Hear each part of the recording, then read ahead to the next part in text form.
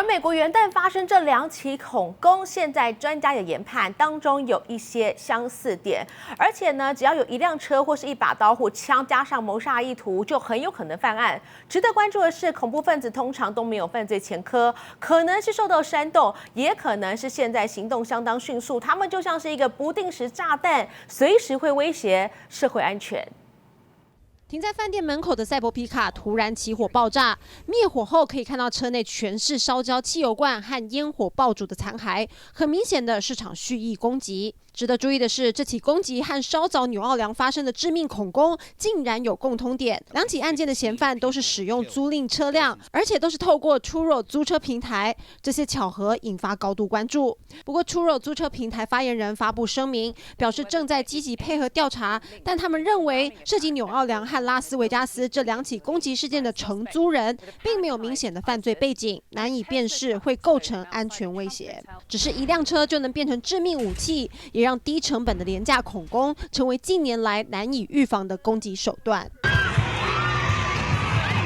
2016年7月，法国尼斯欢庆法国国庆，却出现一辆白色大卡车冲撞人群，还朝民众开枪，造成84人不幸死亡。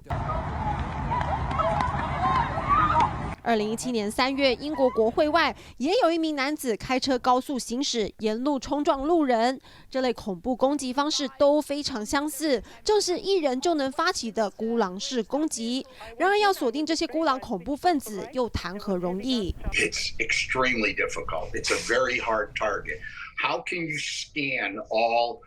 cyber activity and propaganda and determine who is being inspired?Particularly today with end-to-end encryption, this is becoming a harder and harder target for law enforcement. And that's 孤狼式恐怖分子作案手法简易，大多利用日常工具，像货车、汽车、刀刃等等，让识别和防范难度越来越高。警方更统计，孤狼式攻击的嫌犯大多没有前科，是突然被资讯煽动就会发动攻击，也让这些恐怖分子像颗不定时炸弹，随时都有可能威胁人们的安全。东森新闻国际中心综合报道。